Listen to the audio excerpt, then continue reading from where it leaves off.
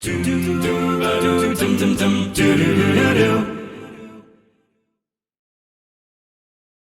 up, everybody? Welcome to We Have Cool Friends, the cool show where we interview our cool friends about the cool things they're doing. I'm Greg, and this is my cool friend, Gene Luen Yang. Hello, Gene!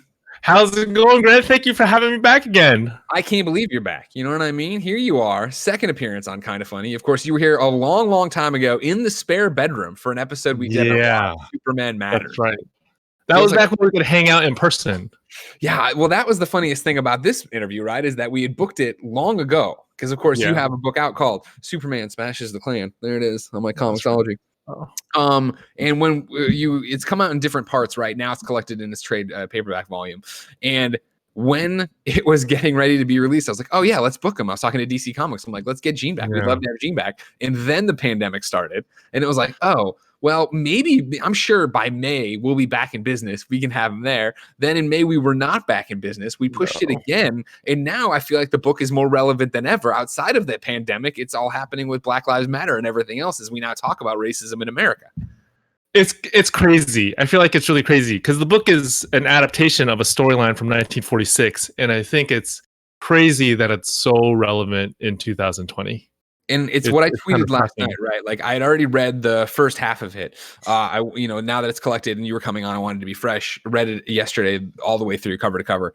And there were so many times in there where I got choked up reading it. And granted, I'm a softie to begin with, especially about Superman stuff. But I think so much of echoing what we're going through right now, not only as a country, but as a world, like for that to be in there was pretty powerful. And especially knowing that, you wrote this and made it as an adaptation long before this was happening. Yeah. Well, thank you for reading it. I think one of the reasons I wanted to do the book was because of some stuff that I was starting to see. I remember Charlottesville happening, and I was kind of shocked. I think I was naive for being shocked, but I grew up in the 80s, and I remember reading about things that happened in the 60s, right? Like, churches burning and all this crazy stuff, like, African Americans being attacked in a variety of different ways. And then we were seeing that again. With Charlottesville. We saw that with the Dylan Roof church shooting. Sure. So we did that. So we did this book together with DC Comics, and for it to, in a lot of ways, I'm kind of sad that it hit like this, right? It's that it shouldn't be like the story from 1946 shouldn't be as relevant as it is, and it's kind of it's a little bit nuts that it's like that. So, for everybody who doesn't know, like I just said, you wrote this book, Superman Smashes the Klan. Give everybody the nutshell approach of who are you, Gene, if they somehow missed this great Game Over Greggy shit we had about Superman. Well, I'm a cartoonist. I'm a comic book writer. I do some books where I both write and draw. And then other books where I only write. So for Superman Smashes the Klan, that's from DC Comics, of course. I began working for DC in the Superman group about 5 years ago. Yeah. And Superman Smashes the Klan is part of this brand new line that I'm actually really excited about. A DC Young Readers line, which is focused on doing books for the middle grade and the young adult markets. And in a lot of ways, it's kind of like a replacement for the Elseworlds.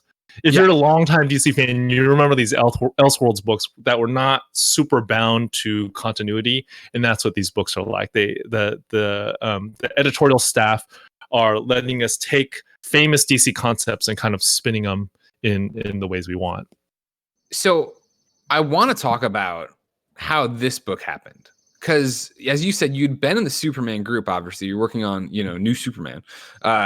You had been doing that for a while, right? And you had brought in such an interesting... if people don't know, what was your pitch on that? What is the elevator pitch on that Superman book? Well, New Superman is about a brand new character in the DC universe. His name is Kenan Kong. He's a 17-year-old kid growing up in Shanghai, Chinese kid. And he inherits some of Clark Kent's powers after the last time that Clark Kent died.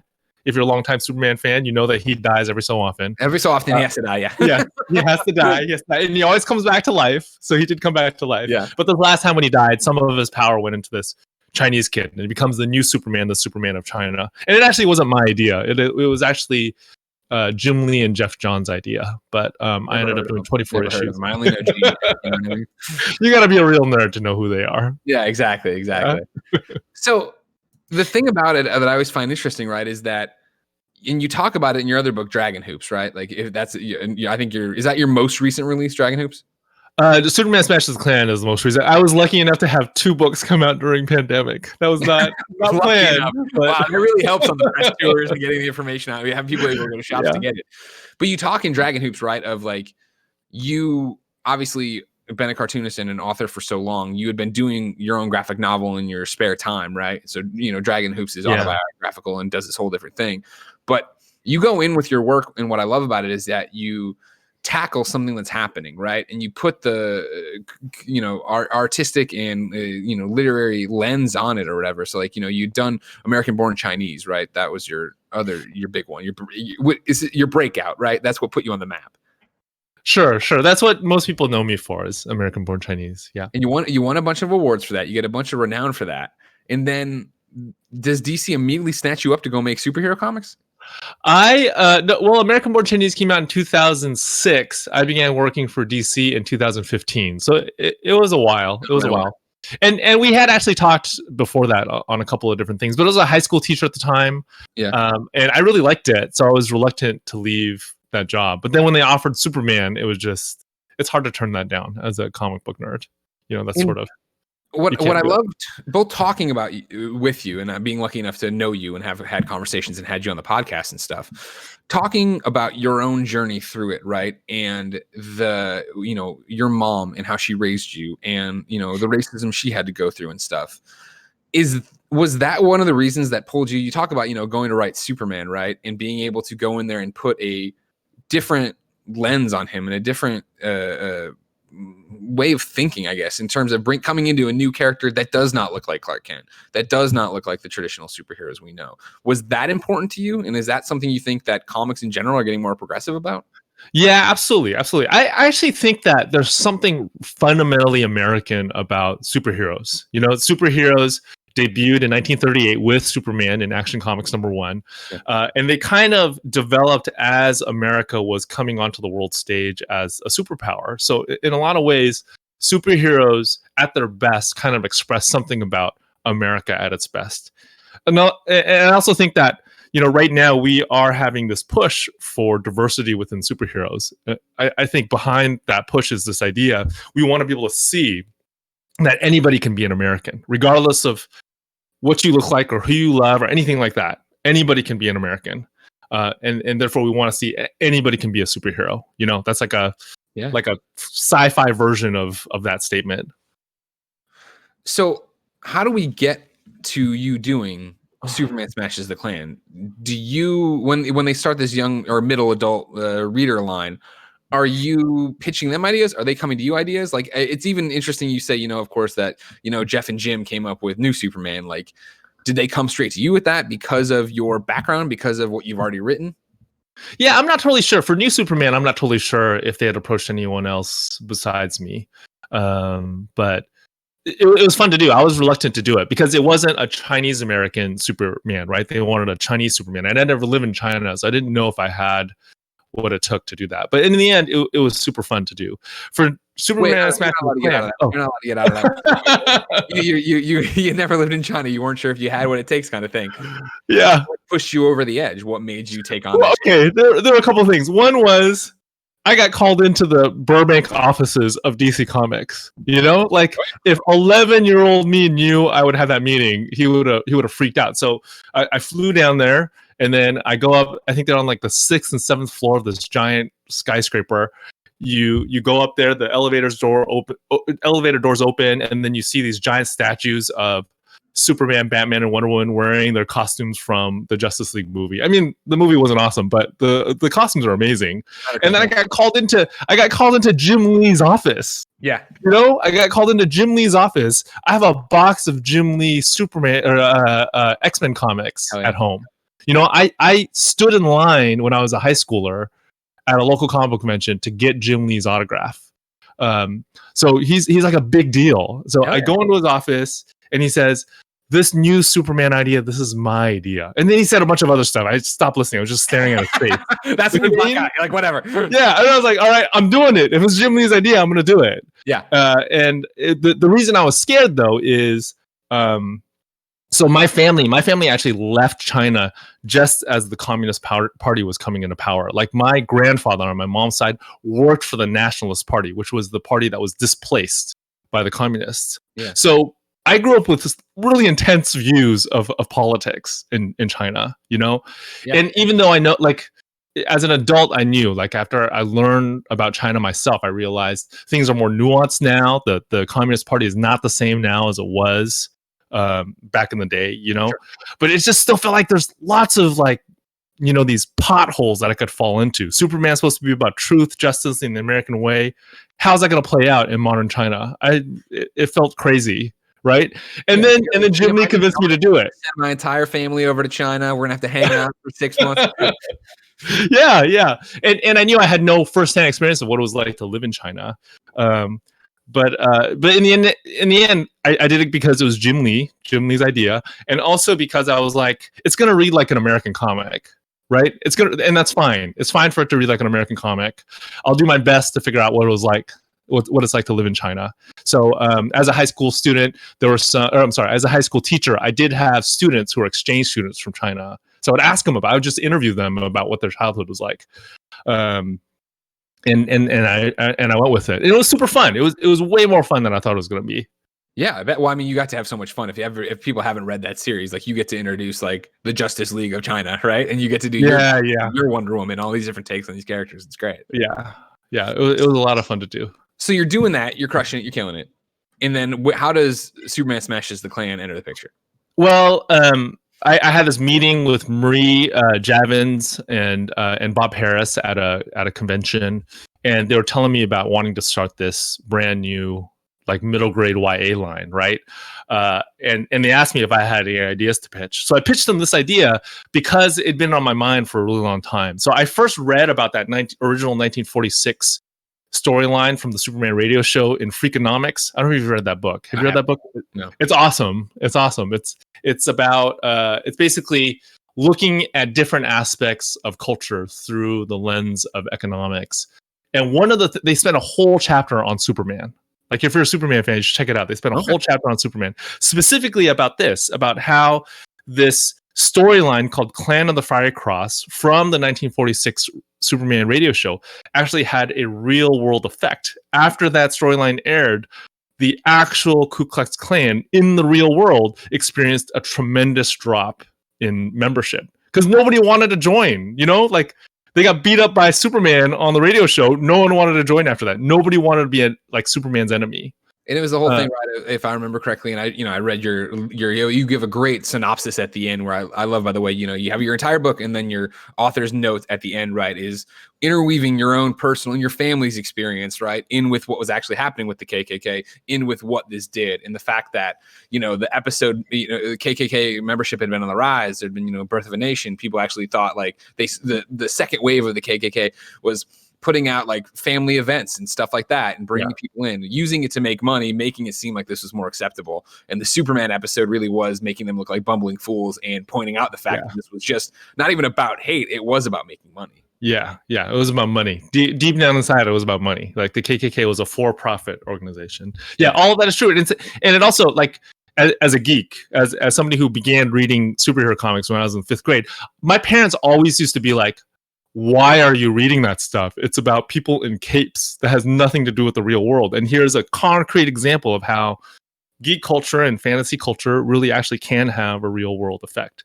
Sure. But the thing that fascinated me most was at the center of that story in 1946 was a Chinese American family. So the whole inciting incident was this Chinese American family moves into Metropolis. The Klan of Metropolis gets really worked up about it. They burn a wooden cross on this family's lawn, and then Superman gets involved, right? And I was like, I haven't seen that many Chinese Americans in Superman comics since I've been reading in the 80s, and here's a family in 1946. That's just mind-blowing to me, Yeah, totally. So is it that at that meeting when they talk about doing the line, do they pitch you this one, or is it that you get to go look into whatever you want to do? Yeah, it was sort of like they were like, tell us what you. I mean, they were so nice. They were like, tell us what you want to do. So I pitched 2 ideas, and this was one of them, and this was the one we ended up running with. Yeah. So when you get the group, did you know ahead of time they were looking for this stuff, or is this a storyline from the radio show that had always stuck with you? It always stuck with me. It stuck with me since I read Freakonomics. So it'd been like I probably read Freakonomics in the mid-aughts, you know? Okay. So and I wanted to, I knew I wanted to adapt it to comics. It's never been adapted to comics, even though it's considered one of the most important Superman stories ever. Yeah. And it was the other thing too of like, I like Superman a lot. I know and I know the audience knows, but like you reading the letter, I didn't realize that the radio show was the one that introduced like Perry White to the mythos and all these different things and kryptonite and all that jazz. You know what I mean? Like I knew that it had evolved over time, and I remember reading my 50 years of DC encyclopedia way back in the day, but I totally forgotten about that point that's where that all came from. So it's interesting that it totally got skipped over here. When you get the go ahead on this, is the first thing you do go and listen to it's 16 parts, right? And this a whole radio. Yeah. You can still find it on YouTube. It's like among like old school nerds, it's still pretty famous. You can find it all over the place. There are podcasts that actually serialize the old Superman radio show. So if you follow that podcast, you'll get a new episode every day. And like you said, a lot of what we know about Superman now was developed on that radio show, and it's because back in the day they were doing comics once a month, but this radio show was, I think, 3 times a week at its peak. Wow. So to do that, you got to develop all this stuff.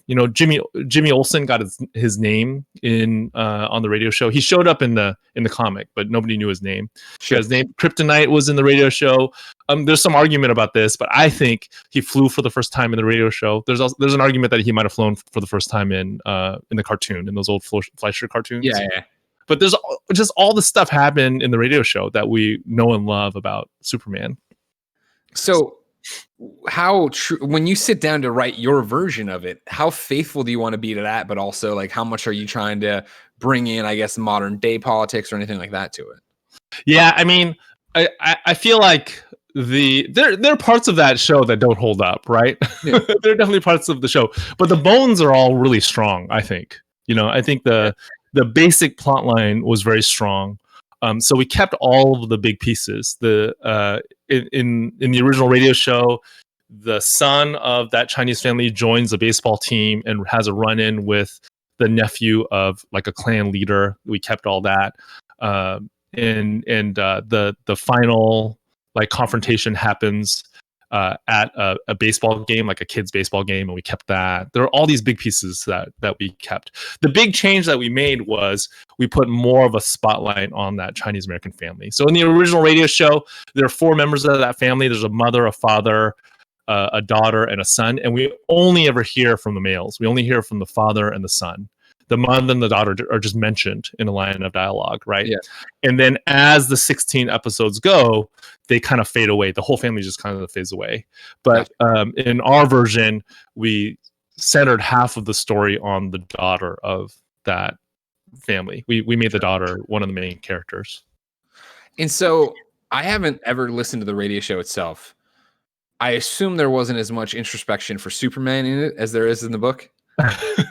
Yeah, that might be true. I mean, in a lot of ways, Superman, I don't know if he had a character arc in the original radio show, right? He was just a hero. He would just jump in and solve things and save the day, which I think has an appeal in and of itself. But I do think for a modern audience, every major character has to have some kind of arc, meaning they have to have some kind of change.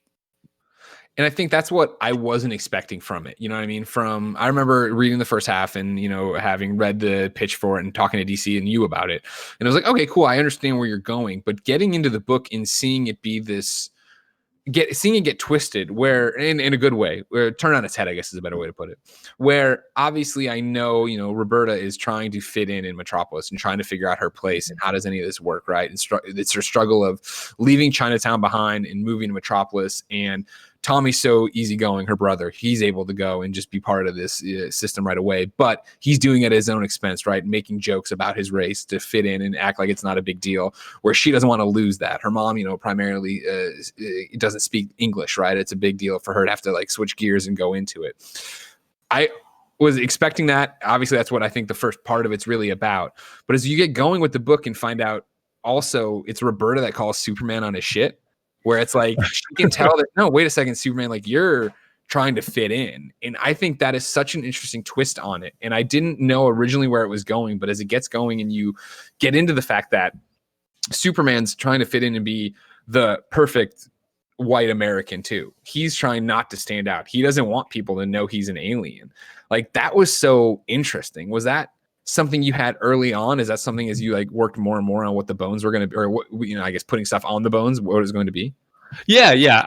That's been something I've been thinking about since I started writing Superman. You know, right when I signed to start working with DC Comics, I read a bunch of books about Superman. My favorite was probably the unauthorized biography of Superman by Glenn Whedon. And he talks about how Superman was created by these two children of Jewish immigrants in the 1930s, like right when World War II was getting started. So this idea of like hiding who you actually are, that was an actual reality for Superman's creators. You know, in Cleveland, where they grew up, there were signs in front of businesses, like they would say "Help wanted," "No Jews need apply." That was a real thing. So if you actually wanted to try to get that job as a Jewish American, you would have to hide the fact that you were a Jew as you walked in, right? Yeah. So I don't know if they did it consciously, but Siegel and Schuster definitely put that into Superman, right? I kind of think that's where the whole idea of a secret identity came from. Sure. They were probably living with secret identities themselves. Well, I mean, you talk about it in your letter at the end, right? I mean, it's well known, but I mean, their families changed their names, right? When they to blend in, to be more American, and that goes back to, you know, you do it so well. And this isn't like spoiler cast. You should buy the book, like I've said on Twitter and everything else. But to go back and have that conversation between Jonathan and Martha, right, where I think we're so used to the idealized version of Superman, where I remember, you know, love it or hate it, like I remember how jarring it was in Man of Steel when Clark asked, like, what was I supposed to do? Let those kids die? And Jonathan's like, maybe that is what you were supposed to do. And there's a similar conversation here where they get to the precipice of wanting to tell Clark that he's an alien, and they stop, and they literally have that conversation of, he's going to be a perfectly normal child. He'll be a perfectly normal American. Like, we're going to do this. And, you know, when Roberta calls him on it, of like, you're holding yourself back. Like you're a little bit stronger than a normal human. You're a little bit faster than a normal human. You're more than that. I can sense it. I can feel it. And to see Clark wrestle with that is something you don't see, let alone to then see the reaction to it go south in some ways, right? At the baseball game, when he does finally go full Superman, there are cries of horror in the audience, right? And like, what is this thing? This is an alien. I think, you know, we're usually so in Superman lore, right? We're usually given this idea that everyone will flock to him immediately and it'll be great. And I think, you know, time and time again, we as a human race show that no, we are terrified of anything that doesn't look exactly like us. And like for it to be this thing that there is this reveal in your book that no, he isn't this perfect white man, like, you know, the Klan, what is it, the Grand Dragon is telling him he's going to be, like, there is a Scorpion. Like, it is a awesome reveal and an awesome thing to wrestle with that I think is so cool and profound in a book that, you know, you're talking about is in this like somewhere between adults and kids book, right? It is in this middle space of like really giving an allegory, I think, that's so powerful, especially right now. Yeah, well, thanks. Thank you. I think all of those pieces were there, right? All those pieces were in the Superman mythos. Yeah. So the fact that he comes, like when he first comes on the scene, he really is just like a glorified circus strongman. He can leap tall buildings, but he can't fly. He's strong. And he's kind of invulnerable, but he doesn't have heat vision. He doesn't have flight. He doesn't have all of these powers that would mark him as a non-human. He just seems like a super version of a human being. Yeah. And eventually all that other stuff, cold breath, all that other stuff kind of develops. I actually think that's the reason why Superman and Batman are often paired up against each other is because there's such a contrast, right? Like, I think Superman is actually legitimately scary. I think he's a legitimately scary being. And he has to dress up in bright colors to make him seem less scary. Yeah. Whereas again, another great thing you call out in the book, right? Of the strong man. And like you do so much great shit in such a small amount of time where it's like, oh yeah, well, that's the same guy who took our tickets. No, it isn't. Look at him. He's got hair and he's got this crazy outfit. And that's not the same thing at all. And it works, right? Well, yeah. Well, thanks. I mean, that's part of the actual, that was in that Glenn Whedon book too, that they got that costume, the original Superman costume, from the way circus strongmen were dressed back in the day. Yeah. But I cut you off. I'm sorry. So Superman dresses all that way. But Batman does not. Batman's not legitimately scary. He's like a rich dude. If you meet him, you would want to be his friend, so he would invite you to his next party at the mansion. Yeah. and he has to, and he has no powers. He has to dress up to be scary. They're like they dress up for the exact opposite reasons, in my opinion. No, 100%. And that, I think that's what you're driving at, and makes sense, right? Is that they're on the same spectrum, just at different ends. And the closer they always get to the center, where they, actually have a real conversation as Clark and Bruce, I think is always what's interesting. But yeah, it is these different methods to it. Yeah. And I think, as the Superman mythos and DC Comics, always continues to evolve. And I think one of the reasons, whenever they reboot the universe, it's always interesting, because how do you handle a new Superman or superheroes on the scene for the first time?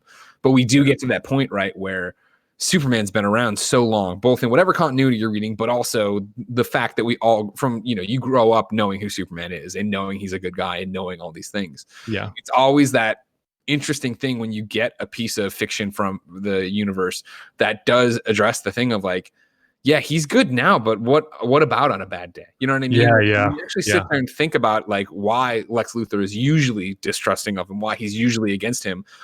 While he does it obviously through the most nefarious and terrible things, it makes sense to an extent, right? He does want to make sense. He does want to be able to stop this thing from being able to take over the world. Yeah. Do you have a version? Do you have a favorite version of Bad Superman? Like a favorite Bad Superman story? I mean, I think, especially being the video game guy, right? Like, I think the fact that Tom Taylor was able to make Injustice, the comic book, so good is a testament to what a writer he is, right? Yeah. And just the way I remember when that dropped, and I'm not at all talking shit, but like usually at the time at least, the digital tie-ins, the books that just went straight to digital and like came out weekly, they were like, whatever, you'd page through them and not really ever talk about them. And I remember when Injustice started and I was reading it because of the game and seeing if there's something I could glean into, I think I was at IGN all the time, reporting there, and then reading and be like, wait a second, like this is really good. Like you don't even need to play the game. This isn't just a video game tie-in comic book, which we had seen so many times. This is actually fleshing out a universe. That has always been, I shouldn't say always, since its launch, right? That has always been the one I point to of like, what about Superman on a bad day kind of thing, right? Where if you haven't read it, it is this, you maybe know the story from Injustice, the video game, but it is that, Joker is able to trick Superman into killing Lois. And then he nukes Metropolis.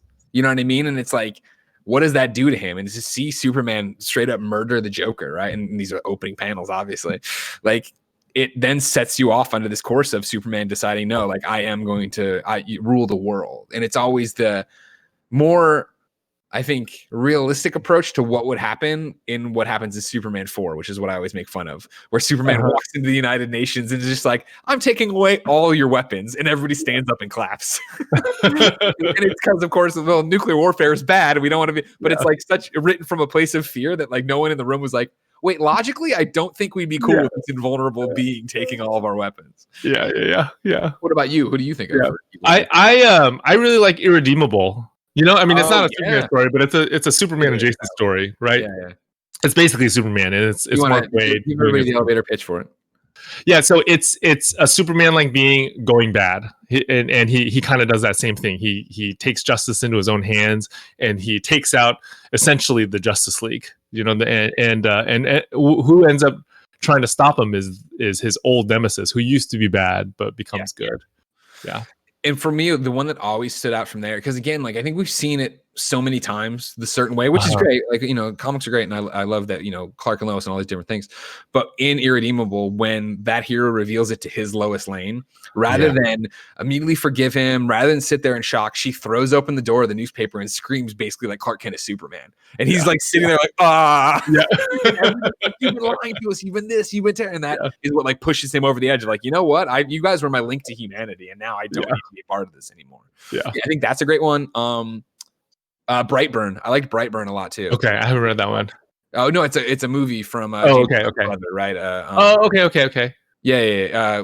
Elizabeth, I'm blanking on it. Elizabeth Banks plays Martha, basically, right? And it's the idea of that they are same exact everything, right? Of like this kid crashed in a rocket, we have him and we're raising him, but when the Kryptonians start speaking to him, it's not a positive message, and he doesn't shirk it off like in Smallville, the TV series. Like instead, he adopts to it, and like it is this like horror movie based on that. And again, it's like that's always so interesting to see people take what we know and I think we want out of Superman and twist it that bit. I think it goes to show how embedded he is in our culture, right? Everybody knows his deal. Everybody knows his origin, and that's why we can riff on it. Yeah. And so, was there any hangups for you with writing Superman Smashes the Klan? Did you expect blowback for it? Of all of a sudden Superman's taking on the Klan? All of a sudden, I know it's a movie, but you know what I mean? Like for it, all of a sudden in the time of the announcement was already a tense time, right? In terms of our nation and where we are as races and things. Yeah, I'll tell you, my dad was kind of worried about it, and I was like, "Come on, everybody hates the Klan now." But I did get a little bit of pushback online. I don't feel like it was too intense, you know. But I did get some pushback, and I know that in some places, when the very first issue came out last December, it was seen as, was it December? No, it was October. It was seen as like a controversial book, which I thought was kind of weird. I thought, man, this is just an adaptation of something from the 1940s. And also, can't we agree the Klan is bad? Yeah, like Klan is bad is a pretty universal thing at this point in America. Yeah, but I don't know. It points to how weird things are right now. Right. You know, it does feel like in some ways we're kind of moving backwards. Hopefully, I don't know. Hopefully things will. There's some impetus right now to move things forward again. Sure. And that's why I think it's like, kismet in a lot of ways that the show ended up here. Because as I tweeted about last night, right? Like, I feel like I needed some hope. Like, you know what I mean? And it is that thing of feeling like you're not alone and that like what you believe and stand for isn't the minority opinion. And your book does such a great job of having those conversations, like, right? And I think not even having those conversations from clearly Superman, who is good, like, but it is that, Superman questioning how much of his own power he can show, how much of his true self he can show. But there's also a really powerful moment, from you're talking earlier about the nephew of the Klansman, right? Who gets pulled into this whole thing and, struggles from early on in the book of just like, I'm not really about this, but I am mad at that guy. But like, and it's the whole thing of how hate is taught, right? Yeah. And I do think there's, his, uncle is evil, is in the Klan and, has horrible, abhorrent opinions, right? But then you do such a great job of then showing the step to his mother, the uncle's sister, right? Who doesn't share that opinion to that level, but has that one moment where they're having the conversation of just like, but also shouldn't just people hang out with it? You know what I mean? Yeah. And it's like, oh no, that's bad too. And then there's this awesome moment, right, where Tommy, the Chinese American boy who's moved to town and is playing on the team and all this different stuff that you need to read the book for, and then the nephew are talking, right, and they've come pretty much full circle to where they're working together, but it's been revealed, right, that Tom or the nephew was a part of the whole thing and yada yada yada, but not to that high level, and Tommy's kind of forgiven it, but still the nephew pushes it and is like, but, and Tommy's like, don't do this, don't say but, and then he has this moment of, I'm not saying but on that, I'm saying but is my family evil? You know what I mean? Like, I want to believe that my whole family isn't evil because of this one thing, and it's like such a powerful moment for a character that I think obviously in the serial was totally one-dimensional, but also in a lot of books that want to tackle something of this variety, want to tackle racism. It is so much easier to say, here's the good, here's the bad, that's the story, let's go. But to show this kid who's being pushed and pulled between it, and not pushed and pulled between the polar opposites of good and evil, right? He has his evil uncle, but then who's eventually going to get kryptonite weapons and be crazy. He also has his mom, who is more the racism you'd see, I think, on a day-to-day basis, right? It's like, well, and say something weird and get out of it. And then for him to have that thing of, I understand what you're saying, I understand that it's wrong, but how do I wrestle with that? How do I take that away, that my family holds these certain beliefs, but can they be fully evil because of that? Like, that's a powerful message to have in a kid's book. I use quotes. Well, a lot of that came out of a book that I read as part of the research to do Superman Smashes the Klan. It's called Rising Out of Hatred by Eli Saslow. It's about Derek Black. Have you heard of Derek Black? Do you know who he is? No. So he's David Duke's godson. Oh. And he was kind of like, Stormwatch. You know what that is? No. Okay, Stormwatch. It's awesome, actually, that you don't know. But it's basically like this. Go to school. Teach me. Professor Yang he's back in session. Maybe I shouldn't even talk about this, but it's this hub online for white supremacy, right? And he was like, yeah. I was like, I should know. This is an option. Okay. So he was like the heir apparent of that. You know, he was the heir apparent of that. And then he goes to college. He makes these friends from different backgrounds. Right. And over the course of like several years, he realizes that he has to turn his back on this ideology that I grew up with. But it also means he has to turn his back on his dad. It also means he has to turn his back on his godfather, you know? And he did. He did. The book is all about that. The book just traces out his entire journey.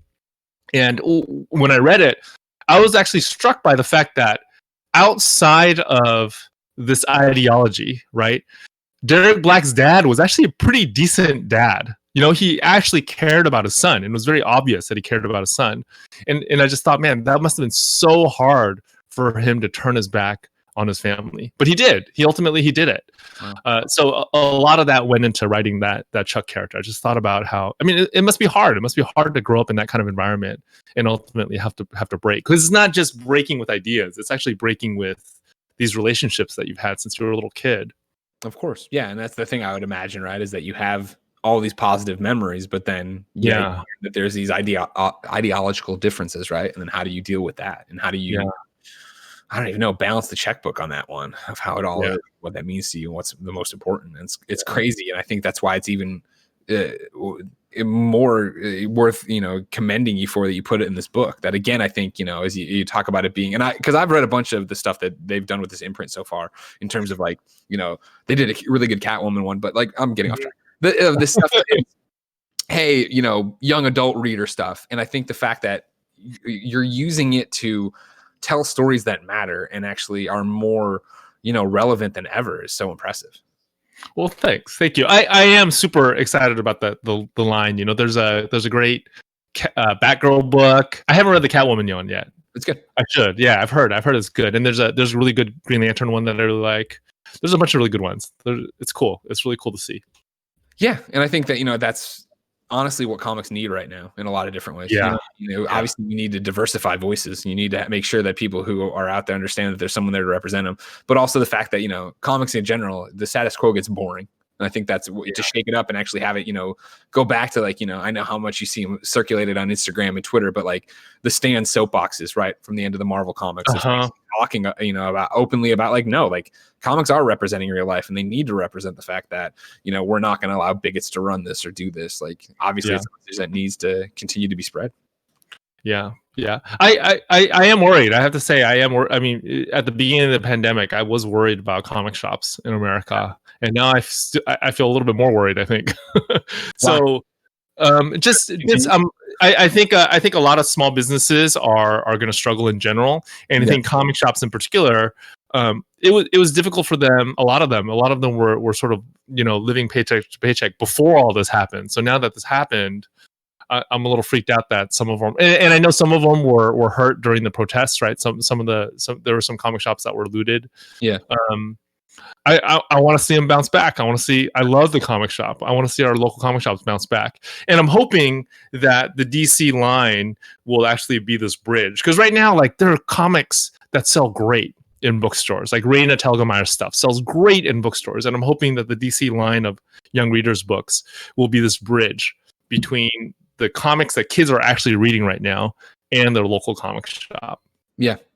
Well, that's always been the struggle, right? As long as I've been a comic book fan, which has been my entire life, of how do you attract new readers when so many of the old readers want continuity and want 517. But you look at like I was subject to it myself, where I was looking at my Comixology last night, and it's like, man, Amazing Spider-Man is up to number 47 now in this new run, and I haven't read since 3. So it's like, God, it's so much work to catch up on and figure out what's going on right now with Pete, right? Like, I can only imagine pulling people in, and then on top of that, how are you going to survive? And I'm surprised that, granted, I should say, the pandemic's only been 3 months so far, but even with books being cut off, right, where there were no new comics for so long, the fact that I still see the comic shops around us, Kind of Funny's real HQ, not my house, is on top of a comic book store, right? So back in there and seeing that they're doing, pickups at the door now, and they are there. The fact that they're able to keep trucking in San Francisco, it is interesting to see how that's going to net out here in the next year, of how much this shops and how much they can rebound from it and what they can do with it. And especially because, like, even if it wasn't your bread and butter having walk-ins, like, walk-ins definitely accounted for enough sales that you needed that. Like right now, having a pull list and a pull box is great, but it's this interesting time right now where Gary Whitta and I wrote a story in the next the Joker's 80th that's out tomorrow. Cool. Yeah.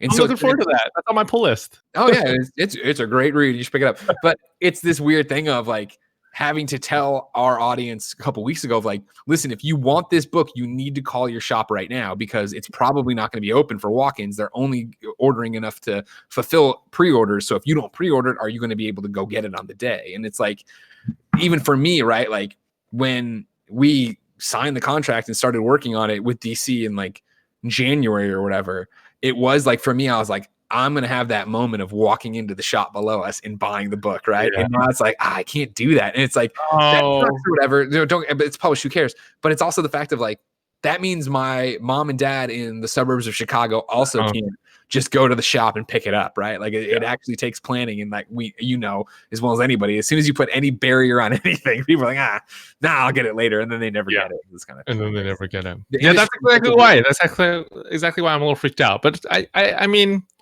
They've survived stuff before, right? They've survived recessions. Totally. And the direct market's been with us for a long time now, so I'm hoping for the best here too. And the argument, I think too, like, and I'm interested for your take on it, like, as you know, everything continues to go digital, right? In every medium, everywhere. Not concern, I guess. My question would be, as somebody who, first off, buys primarily digital. Like for me, it was always, I used to tweet DC and Marvel all the time and go, do day and date digital, do day and date digital. And when DC finally broke down with, it was not Rebirth, it was New 52. When New 52 was like, we're launching everything with number ones, 52 books, and they're all going to be digital. That's when I was like, open the checkbook. I'm in. I don't want to have long boxes. I can't, I live in San Francisco now. I can't have long boxes in my dad's attic. Like, we need to make sure this works. And so when they did that, I'm interested to see, not that I by any stretch of the imagination want local comic shops to go away, right? Like there is still something to holding a giant graphic novel like Dragon Hoops available now. I love that and be able to take that to the park and read it that way. But I would be interested like to see what the next evolution of digital comics look like, because I do think that if it got even harder to make shops, when do you see right now? I know the artists for comics are so forward thinking on Patreon, right? Everybody has a Patreon. Everybody's out there doing sketches and commissions and whatever. I think it'd be interesting to see a writer like yourself that has a fan base say, I'm teaming up on this and we're going to go make a comic and we're putting up pages every day, and how does that look and how does that go, and what DC would have to wrestle with in terms of, okay, cool, like. So I think for me, the number one question I get about comics as an outspoken person on the internet about them is, I'm just getting into comics. Where should I start? And I never say, jump into Superman issue 15. I always say, pick up Kingdom Come, pick up, Superman for all seasons. I talk about it in the graphic trade format. And I think DC has done such a great job with the, Earth One, right? Where it is the collective thing of like, here's 128 pages. It's just one story. Maybe there'll be a sequel. Maybe they won't. And they just let an artist and a writer team up to go do that. Even if, God forbid, I don't want it to happen, continuity or weekly comics went away and it became a monthly thing, or it became where you're just going to put out books. I think comics will always exist. I'm just interested to see what it's going to look like in 5 years. Yeah. I think you're exactly right. I think comics will always exist. To be perfectly honest, I'm not super optimistic about the current format, like the monthly 20 to 24 page format. I'm not super optimistic about that, but I do think that there's something to serial storytelling, and it may be that you need to find another format. It may be that you put out like square bound comics in a serialized way. I think digital is going to be a part of it, but I do think that the paper, like physical comics, are not going away. I see it with my kids, right? Like we have 4 kids, ages 8 to 16. All of them prefer reading on paper over digital, for comics at least. Not necessarily for prose, but definitely for comics. They like holding it.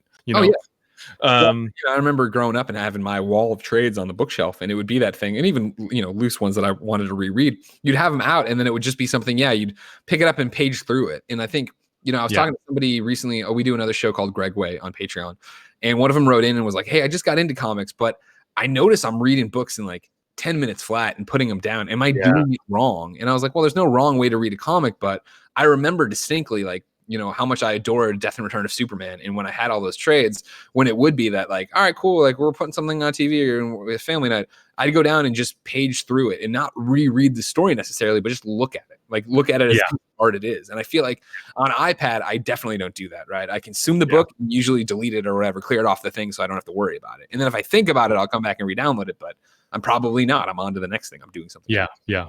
I mean, I think both of them have a place. I read both, right? I read both digital and paper books, but there is something about like I think paper books are going to have to take advantage of like the book as an art object where it feels really nice in your hand and you like holding it and you like seeing it on your bookshelf.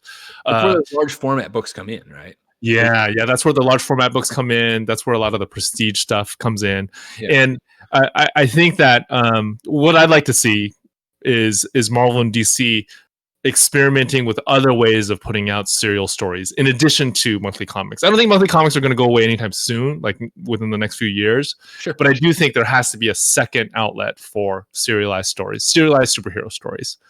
Well, it's what I've always talked about where I just think it can work. And I mean, it would be such a shift but it could work, of like you team up and you're going to do a story with Jim Lee and it's going to be 128 pages and you're working on it now and you'll see it next year. Here's the tome, you got it. And then, 2 years later, you do the next sequel. You pick up on whatever it was going to be. Like there is a market for that. It's just drastically different. But my argument always is when I read the Earth One books, right?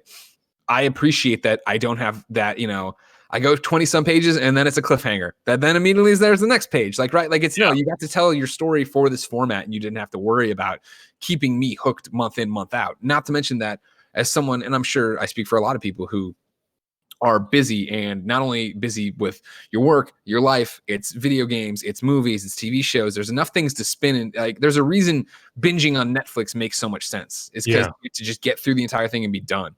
The amount of times I can't wait for the series, like Amazing Spider-Man, right? Can't wait for the series. And I do 3, but like at month 2, I'm like, wait, what happened in month 1? And then you get to month 3, you're like, wait, what? Well, I don't even remember who this character is. And you page, it was here. It was technically 40 pages ago, this person popped up, but spread that out over 3 months and a million other things I've had to remember. I've forgotten that thing. So I'm not even getting out of it what the author wanted me to get out of it. Yeah. I think we keep way more universes in our heads now than we used to, right? Like you keep, every video game you play, every comic book series you're following, every TV show you're following, it's a different universe. Yeah. And it wasn't like that in the 80s. It wasn't like that back when we were kids. No, and man, are you kidding me? Like I remember, reading DC, and I'll never forget. We were at my aunt's house, and one of her, so I guess that'd be my cousin. She was dating this guy, had been forever, and he knew that I liked comics, and so he's like, I haven't read comics in a while. Catch me up on what's happening. And I was just able to rattle off everything that was happening in the DC universe. I'm like, oh yeah, and they just brought back Justice League, and this is happening, and Green Lantern's there, and he's like, well, is it a Hal or Guy? And I was like, oh, sit down. Like I have bad news. And he's like, well, I'm like, there's one Green Lantern. And it was like, I felt like it granted was a different time in my life. It was a slower pace of being a teenager or whatever, junior high school student. But like, I could keep track of all of that. And now I can't even help you. Like I know what's happening with Superman. I know about him revealing his identity. I'm up to date on Batman. But even as we get into the Bat family, that's when I'm like, Duke is doing something. I don't, there's 3 Jokers. I'm not. No, they haven't really explained it. There's 3 Jokers that are happening. It's like, there's so Robin. What's going on with Robin? I have no idea. Exactly. Like, the Drake now. Drake. Yeah. Exactly. But that's the fun of it. But it is that thing of, I remember, man, Stephanie and Tim Drake, I can tell you exactly where they're at with their relationship right now and how that ties into 15 other things. Yeah. That's right. And so, like, again, that's why I do love stuff like Superman Smashes the Klan of like, boom, here's one thing. You know what I mean? Now you enjoy that, read it, and move on. And if I think it's a great way to bring them in, right? It's a great way to bring in new superhero fans. Yeah, 100%. Yeah, and you hope that motivates them then to get on board with other stuff, but you never know. Yeah. That's the struggle with comics, I guess. Yeah. But now, before I let you go, I do want to talk about Dragon Hoops. So, cool. I like that it ties in with something else we were talking about. This probably happens all the time, but how often do we get to talk to published comic writers? You talked about first you're taking on Superman Smashes the Klan. You went and read and Superman in general. You went and read all these different books for it. what I appreciate so much about Dragon Hoops, and actually, I'm sorry, give the elevator pitch for Dragon Hoops before I start talking about it. Sure. So I have it here. The cover looks like a basketball because it is about basketball. Yep. And if you take off the cover, you took off the dust jacket. Sorry, I was in the park yesterday. Yeah. So I don't have anything to do with the cover. The cover was designed by this guy named Kurt Benshoff, who's at First Second Books, the publisher, and he's amazing. He even got the texture right. It's kind of crazy, but it's a nonfiction book. I used to be a high school teacher. The last year that I taught, I followed that school's basketball team for a season, and this book is about that season. But it's about a bunch of other stuff too. Like I knew nothing about basketball before I started the book, so it's about how I became a basketball fan, and it's also about how I made the decision to leave teaching to become a comic book writer, to start working for DC Comics, basically. So Superman has a cameo in Dragon Hoops, and they're kind of tied together. Shirt you're all the time too. Your night shirt. Yeah. No, but one of the pages I flagged here, right, is at the start of chapter 2, and I love it. It's you lying in bed next to your wife, and you go, "Am I really going to spend the next few years of my life working on a graphic novel about basketball?" And then it goes, "You have to know your past if you want to create a future, Yang." And it's you reading about basketball and how it got created. Are you a bit obsessive about it, or is this how everybody makes comics, or how they want to go out and do it, where you're like, I'm going to tackle this thing, so I'm going to read a whole bunch of different books. I'm going to spend years doing this, like where I'm going to be surrounded by basketball, something you don't even like. I love video games. I'll start video games. You're like, this isn't for me, and I'll bounce. You were going to spend years on a subject you didn't even care about. Yeah. Well, I think, I think there's a research phase on almost every project that you do, right? And I know a lot of writers who do it, who they just dive really deep into research. And I found that as I've gone through my career, as I've done more books, I've enjoyed that research phase more and more. So for basketball, I began by reading these books about basketball history just to get to know the sport, because I really knew nothing. I was not a basketball fan at all. And then these history books were so interesting to me that it affected how I was watching these kids play. It affected how, like, my emotions on the court, like knowing how basketball was created made me cheer louder when I was watching an actual basketball game. So that's why I ended up including it in the story. Originally, it was just for me. I was just researching to know basketball. But in the end, it was just, I felt like I had to weave it into Dragon Hoops.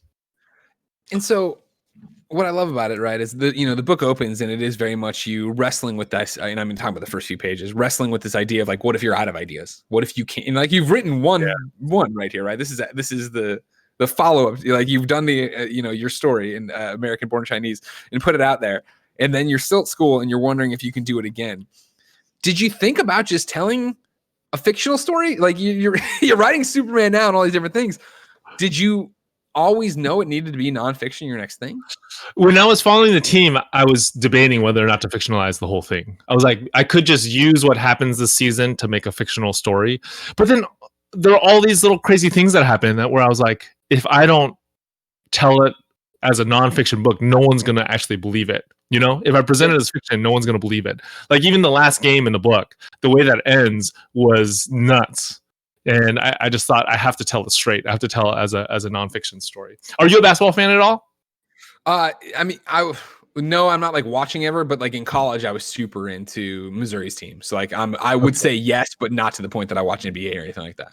Okay. Yeah. But you have an appreciation for the game. Oh, sure. No, I think the book's great. And I think you do such a great job, not only encapsulating the sport, but like making it human, right?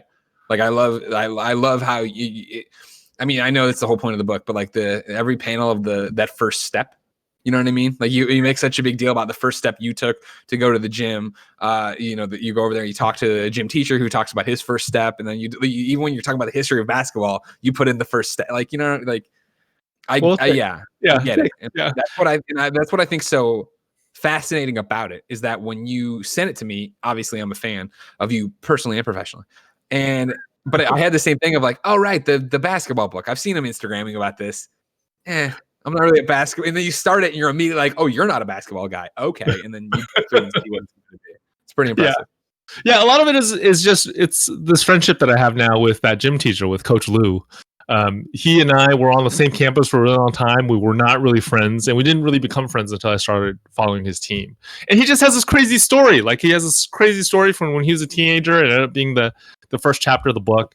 And that's really what set me off. When he told me that story, I thought he was lying. I was like, that sounds like you go back and watch it, dude. Yeah, I did. He lent me the tape, and I went back and I watched it. I was like, nope, he's not lying. This is actually all real. Yeah.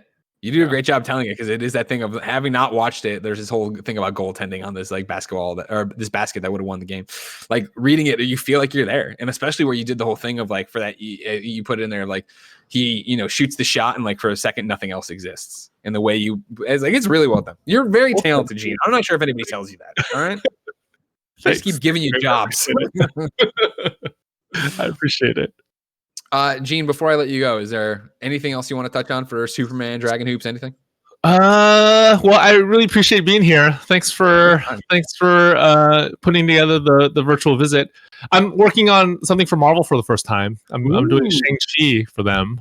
It was supposed to come out next month, but it's been all pushed back because of the pandemic. So we'll see. Is that ongoing? Is that a limited series? What's happening? No, it's a limited series. It'll be five issues. But it's been fun. It's been fun to work on. I bet. Yeah. That's awesome. Well, I can't wait to pick it up whenever that happens. And who knows in 2020. I know, dude. Yeah. Hopefully it won't be like, I don't know. What's next? Frogs? Maybe Frogs is next. Frogs will be next. Actually, you know what? I hold on. Is Kevin shouting at me in Slack? He wasn't. I didn't say anything about our sponsors, our Patreons, or anything. So hold on 1 second before I let you go on anything else, though. Remember, of course, this is We Have Cool Friends. You need to subscribe. YouTube.com/kindafunny. Today we're brought to you by Honey. Let's talk about Honey, ladies and gentlemen. Honey is an add-on you put into your Google Chrome, your browser, whatever. You click on Honey, it gets added to your browser, and then whenever you check out on a variety of different websites, Honey automatically goes through all the coupon codes and finds you ones to save you money. How do I know so much about Honey? I use Honey all the time. You might have heard me talk about it before. Years ago now, when they first sponsored the show, because they're friends of the show, Tim said, hey, you need to download this. I'm like, whatever. And then I downloaded Honey, and then I started using it because it's that easy. You just log in, and it'll track while you're logged in how many you've done. You earn gold from Honey that you can then redeem for free gift cards. I think the last one I did was Amazon, as I talked about on one of these shows. I did it for $10. Honey is awesome. It's easy. You should do it. Again, it's just free. You go in there, it finds the coupon code for you. It saves you money. It's amazing. I used it the other day too to buy flowers for someone for a sad occasion, but I used it for flowers and it found the flowers code I needed. I think it saved me like 15 or $20. So Honey is great. Like I said, it automatically finds the best promo codes. It's super easy. No matter where you're shopping, it'll go through there. You go to the checkout, little box drops down, click apply the coupons. You wait a few seconds. There you go. So far, Honey has found its over 17 million members, over $2 billion in savings. It supports more than 30,000 stores online. Not using Honey is literally passing up free money. It's free and it installs in just a few seconds. Plus, it's now part of the PayPal family. Get Honey for free at joinhoney.com/morning. That's joinhoney.com/morning. Of course, over at patreon.com/kindafunny. You could be like our Patreon producers who support the show. Mohammed, Blackjack, Al Tribesman, the Predator, of course, and Connor Nolan, a.k.a. Connor Dowell. That's a joke from the Kinda Funny podcast. Maybe you don't understand it. Of course, on Patreon, you can get the show ad-free. You can get it with all sorts of bonuses and cool stuff we do over there. Yeah, Gene. Okay, cool. That's awesome. I want to check it out. I love coupons. Yeah, no, I mean, we're out of the ad now. I'll legitimately say I use Honey all the time. Honey is great. It's just a little H right there on my thing. I love it. It's perfect. So you're doing the Marvel stuff next? Well, you don't have, like, how does that work? You don't have like an exclusivity agreement with anybody, right? No, I don't. Well, I kind of have an exclusive for graphic novels with First Second, but for monthly stuff, I don't. Okay, and so you just get to go do whatever you want. Yeah, it's been fun. I feel really lucky. Yeah. I'm assuming this is a dumb question, but you don't regret the decision to leave teaching and just write funny books? There are definitely aspects of teaching that I really miss. You know, I eat lunch by myself most of the time. Since the pandemic has happened, I eat with my family. Before that, almost every lunch was just by myself. You know what I mean? So I miss that part. I miss being with students. I don't miss grading. I don't miss meetings, but there are definitely aspects that I miss. I'm sure you still have plenty of meetings. Yeah, I'm sure I do have meetings, right? But they're all over the phone now. Yeah, and they're all about like, okay, so how are we going to defeat Lex Luthor with this time? It hasn't been done before, you know, stuff like that. Yeah, Gene, thank you for being one of our cool friends. Yeah, thank you for inviting me on this show. It's been awesome. It's always awesome. When we can hang out in real life, we should hang out in real life again. Yeah, absolutely. What's the easiest way for people to keep up with what you're doing? Well, I'm on Twitter and I'm on Instagram at GeneLuenYang.com. Just my name. Or Gene Luen Yang. I'm also at GeneLuenYang.com, but you'll find him. You'll find Gene. Yeah, just find me. We have Cool Friends programming for you. There might be a special episode this week, but I'm not confident in that enough to tell you anything about it. So maybe there's more We Have Cool Friends. Maybe there's not this week. However, next week, we're back on Monday as usual with Elizabeth Tulloch. That is Lois Lane from the CW. That'll be Lois Lane from Supergirl and Superman and Lois, the upcoming CW show. Elizabeth is coming by to spend her time with us. I'll put in a good word for Eugene. Maybe then you guys can collab on a Lois comic book. Yeah, that'd be awesome. I'm looking forward to that show. Me too, yeah. Well, that was the thing, and I'll talk about this next week with her, right? But like when I pop in for the CW crossover events because it's there's too much stuff to consume and I want to play video games. Yeah. So I'm not watching like 5 shows, 22 episodes, no way.